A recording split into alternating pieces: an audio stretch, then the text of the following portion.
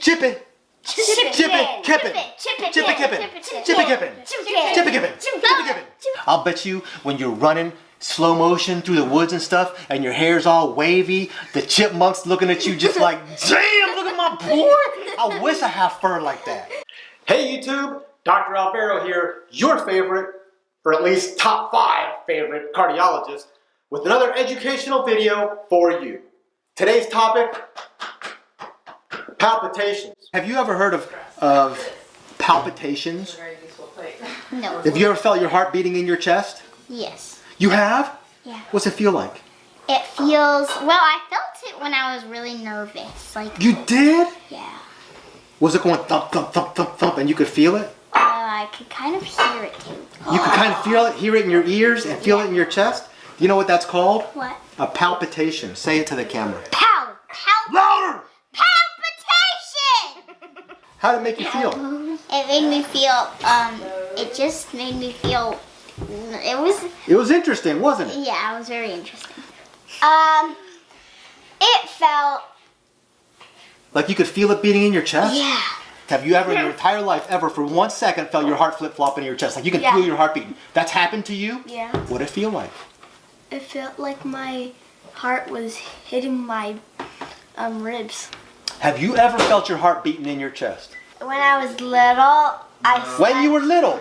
Okay, so you could feel it beating in your chest, sound like a monster, and it felt funky, right? Yeah. So all these things that I asked all you guys about feeling in your heart in your chest, that's called a palpitation. Say it with me. Palpitation! Okay, you say it. As it turns out, one of the most common patient problems that cardiologists face every day are people showing up with complaints that they can feel their heart beating. And this comes in a huge variety of different flavors. Patients often describe that they have a thumping or pounding sensation in their chest, or that they can feel their heart racing or flip-flopping, or they can hear it beating in their ear, especially when they lay down at night, or they can feel or see their chest moving in and out, or their stomach moving out when they're laying down in bed or on the couch or what have you. All of these complaints essentially fall under the category of what are called palpitations. Remember, that word, palpitations, describes a sensation and does not describe anything physically wrong with your heart. Palpitations simply means a feeling you get in your chest that your heart is pounding or thumping or what have you. You can have palpitations and not have a single thing wrong with your heart. Or you can actually have abnormal heart rhythms or some sort of structural abnormality and not feel any palpitations. I can't tell you how many times over the course of 20 years of seeing patients, I put monitors on patients and I did ultrasounds of their hearts, which are also known as echocardiograms, and even did stress tests, and many times they were in a normal heart rhythm and had no significant structural or functional heart abnormalities.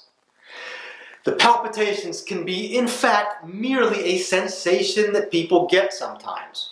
That said, other times the sensation, or the palpitation, does correlate with an abnormal heart rhythm or some sort of structural abnormality. And it's up to your doctor to try and figure it out. Now, if it turns out your palpitations actually do represent something wrong, then the most common cause of palpitations is an abnormal heart rhythm. So what is an abnormal heart rhythm? Well, your heart typically beats in a very orderly fashion because there's actually a conducting system inside your heart which carries electricity from the top of the heart to the bottom of the heart. And this conducting system, believe it or not, is a lot like the electrical wires that are in the walls of your house. There are actually little tiny wires inside the heart that carry the electricity from the top to the bottom. Boom, boom, boom, boom. And as the electricity touches the muscle twitches, which is actually what a beating heart is. Basically just twitching muscle every time the electricity hits it. Boom, boom, boom, boom. Also, there are what's called pacemaker cells at the top of the heart, which initiate each beat, and they adjust their rate at which they fire or initiate each beat, depending on whether you're running or sleeping or what have you. Now, just like with anything else in the body, things can go wrong with the conducting system. And oftentimes, when things go wrong with the conducting system, the heart rhythm can get out of sync. Boom, boom, boom, boom, boom, boom, boom. And sometimes people can feel this. And like anything else with the body, an abnormal heart rhythm can be extremely minor or potentially very serious. Now, one of the key elements in starting to understand what's going on with a patient who complains of palpitations is obtaining an extremely detailed account and history of the actual symptoms. It's crucial to know how long does the sensation last when you have it, and for how long have you been experiencing the palpitations? Days, weeks, months, years? Does it happen at rest or with exercise? When it happens, does it make you short of breath or lightheaded and dizzy? Are the palpitations associated with chest pain? Do they make you feel nauseated or sweaty? Have you ever passed out while having these palpitations? Do any of your family members have any heart issues, or is there a history of sudden death in young people in your family? These are all very important pieces of information. And some other very important pieces of information are figuring out how much caffeine do you take in every day? And how much alcohol do you drink? How much stress do you have? All of these can precipitate palpitations. And just based on this extremely detailed history, if your palpitations sound very benign, mild, not worrisome, they don't likely represent something serious, then your doctor may actually just have you cut out caffeine or cut out alcohol for a little while. Keep an eye on things for a few weeks. Maybe even try a little medication to try to alleviate your symptoms and see what happens, and then come back and see them in a couple of weeks. All of that before moving on to expensive tests, because your palpitations sound mild or benign or not worrisome. On the other hand, if your symptoms sound a little more serious or a little more worrisome, or if you've already tried conservative measures to alleviate your symptoms, or you're just really worried about the possibility of something being wrong with you and your heart, then your doctor will likely order tests in an effort to figure out if the sensation you're having actually correlates with an abnormal heart rhythm, or if you have some sort of structural heart abnormality. Most of the time, when patients have these complaints and testing is initiated, the test will include some sort of monitor, either what's called a 24-hour Holter or an event recorder, to monitor the heart rhythm while you keep a diary of your symptoms and exactly when they happen. And then hopefully your physician can correlate what rhythm your heart is in while you have your palpitations. This is critical. Also, often, an ultrasound of the heart, as I mentioned before, also known as an echocardiogram, will be ordered to assess if you have any structural heart issues, and maybe even a stress test will be ordered depending on the nature of the symptoms. If it turns out your doctor finds there are no worrisome abnormal heart rhythms and there's no significant structural heart disease, then it doesn't mean you're not experiencing the symptoms. Your doctor's not telling you you're crazy. It just means there's nothing to worry about causing the symptoms. But the symptoms are still very real and potentially treatable, either with cutting out alcohol or cutting out caffeine or changing your dietary habits. Or sometimes your doctor could even attempt to use some medications like a beta blocker or a calcium channel blocker to help alleviate the symptoms, the sensation, even though it's not caused by anything worrisome, because nobody wants to feel that.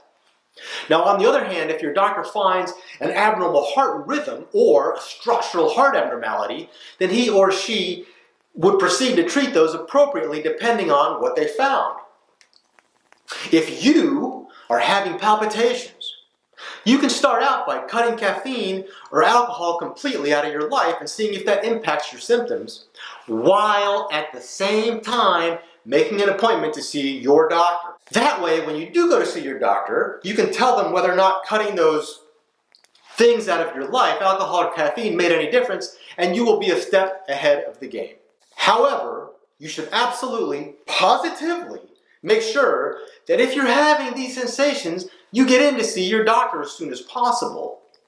Remember, this is an educational talk. and not a substitute for a doctor visit. Okay, that's it for today, you guys. Thanks for listening. I love sharing my knowledge with my fellow humans. That's you guys. I sincerely hope you learned something or that this video helped you in any way. Don't forget, like and subscribe, and please leave any questions or comments below. And remember, request any nutrition or cardiology topic you want me to cover. Also, and very important, have a great day. And as always, eat healthy and exercise and mountain bike if you got the guts. And definitely hug somebody. Alright, Dan, great talking to you. Until the next one, hasta la vista. Bye. It's like I sit here and bear down and make babies, and they're right there. Who? Okay, Did I say it's your turn? Okay. Have you ever taken a shit in a litter box?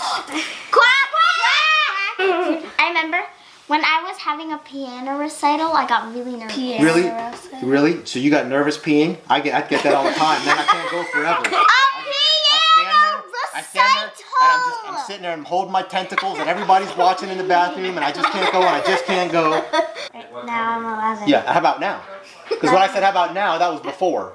11. And now? 11. Then you'll know. Why are you copying me? Tuck it. Oh, we got drama. We got drama on the set. We got drama, girl. Go. Whatever you want to call it's okay by me. I just go pee.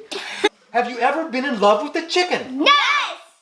So anyways, I went to the doctor last week and I said, do you think you could do something about getting the hair on my back and sticking it on my head? I've never pooped in a litter box. Who's got a fart besides me? Damn good looking duck! And she was like, I'm not your doctor, I'm your date. And coffee's done, I'm leaving. I'm like, hey man, it's an honest mistake. I thought you were my doctor. How many times have I told you? You. Put a cork in before the interview. You're a strange bird, ain't you? Me too. Me too, though. Listen, I am several standard deviations away from the norm, and I'm okay with it. Because you said a bad word? Yeah. Pay attention to the interviewers. They're cute, but no. The syntax, the content matters of the word, the syllables. No. Go! Hey, were you voted most likely to succeed on this couch? Well, I was, so zip it. I'm humble. I don't call it a recital. I don't stand there in front of the urinal saying, I'm now going to have a recital, everybody.